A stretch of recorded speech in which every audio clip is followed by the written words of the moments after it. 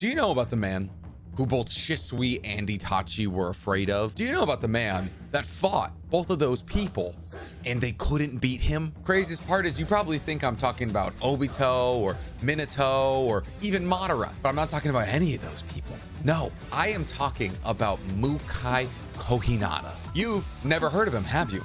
Well, that's because you haven't read Itachi Shinden, Book of Bright Light, a canon light novel. Essentially, this light novel details the entire life story of Itachi, something that we didn't get from either the manga or the show. But before we do a deep dive on Itachi's life, go ahead and make sure you like this video, subscribe to the page, and hit that noti bell. I think I did it right. If you like learning about anime, you're gonna love it here. So Mukai Kohinata. Let's talk about him. Essentially, generations prior to Itachi being born, Mukai's parents split off from the Hyuga clan, which means they were no longer interbreeding with each other, which was always weird, like shout out to their parents. But because of this, it was hypothesized by his parents that Mukai's bloodline would be too diluted in order to awaken the Byakugan. But Mukai proved him wrong and was born with a Byakugan in his left eye. Outside of Ao, who actually had a Byakugan that didn't belong to him, he's the only person we know in canon lore with just one Byakugan who's not an Otsutsuki. No, Boruto's Jogan does not count. But this Byakugan actually allowed him to lead an incredibly accomplished career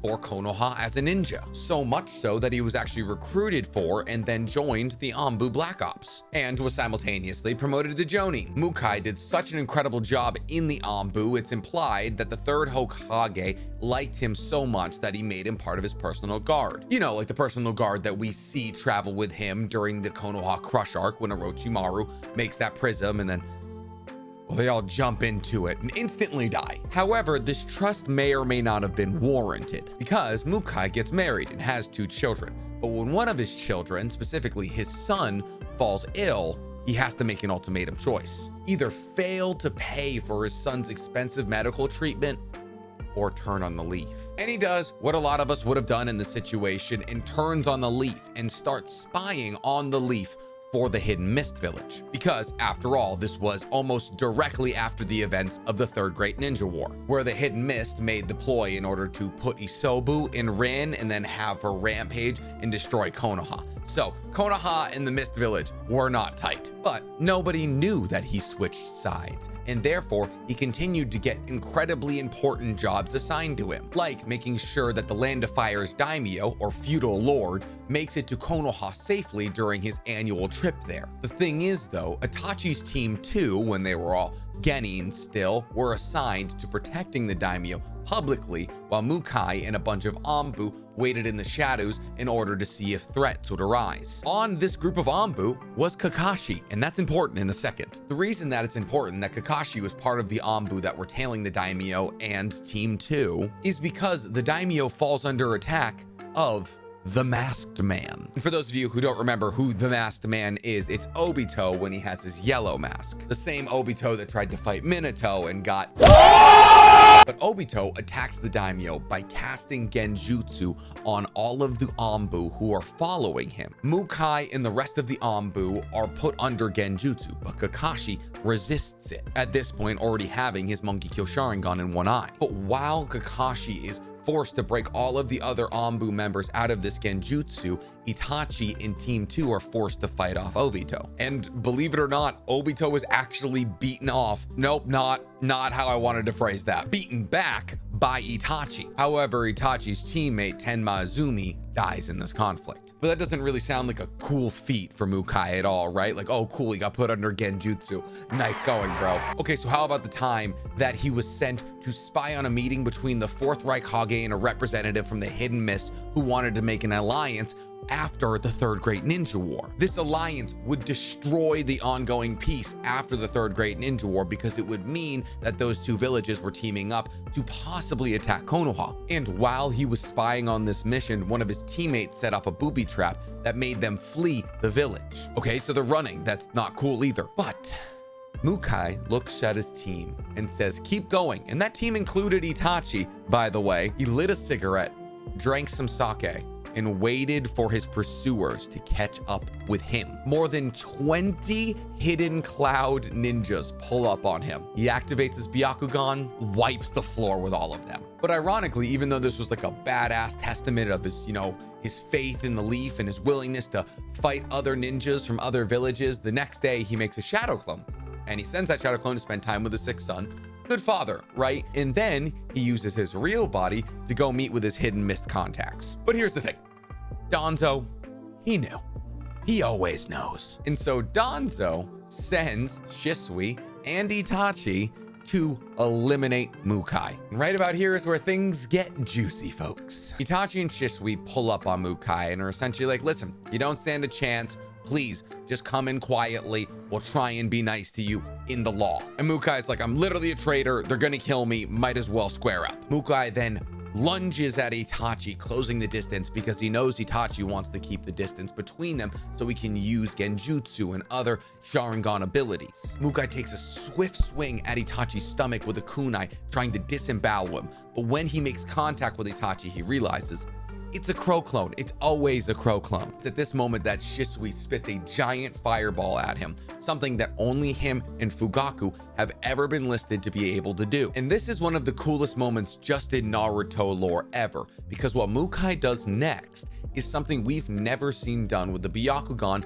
or Gentle Fist. Mukai, with his Byakugan activated, identifies the chakra points in the fireball, since it is, after all, ninjutsu. It's just made of chakra. He then, using Gentle Fist and his Byakugan, targets the spots of chakra in the fireball with his fists and splits the fireball in half so it goes around him. We haven't seen Neji, Hinata, Hiyashi, Hizashi, any other Byakugan user split a ninjutsu in half by targeting its points. And Mukai only had one eye. Well, one Byakugan. Mukai then squares up with Shisui, but then realizes that Shisui seems to be trying to lead him in a direction with their spar. Mukai, while fighting a dude so fast he can use the body flicker technique, which leaves actual physical after images, realizes that he's trying to push him to an area where Itachi can catch him in a Genjutsu. And while fighting Shisui, one of the fastest ninjas ever identified Itachi's hiding spot,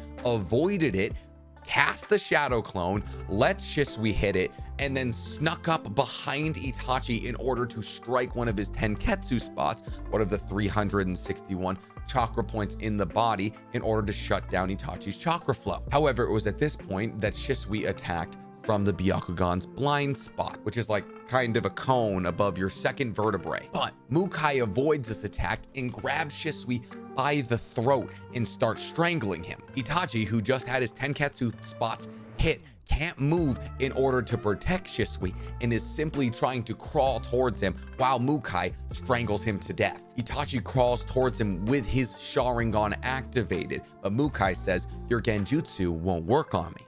But Shisui has the Kotsumatsu Kame. He doesn't use Kotsumatsu Kame because that would have closed one of his eyes for 10 years and that would have been a kind of crazy, ripple in Naruto's story.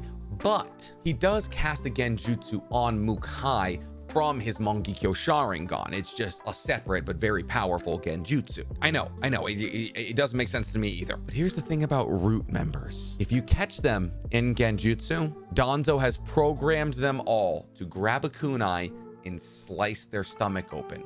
Seppuku. This is A, so they don't get captured, and B, so they don't divulge the secrets of the leaf that they know. And this man was so badass with a cut open, disemboweled stomach.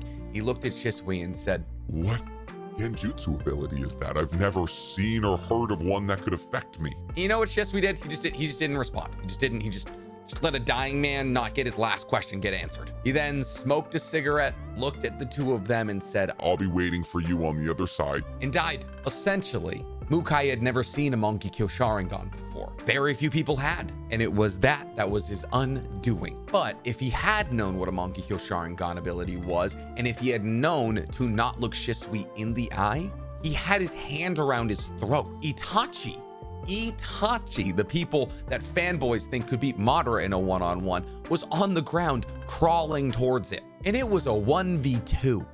He disrespected them, and no one knows his name. because he's from a light novel. So I hope you know his name and you tell your friends to come watch this video so they know his name. And if you liked this video, go ahead and like this video, subscribe to the page, and hit that noti bell, because there's a lot of badass characters who aren't in the manga or the anime that I want to tell you about, so we can talk about them. Say what you will about Danzo, no secrets getting leaked through him.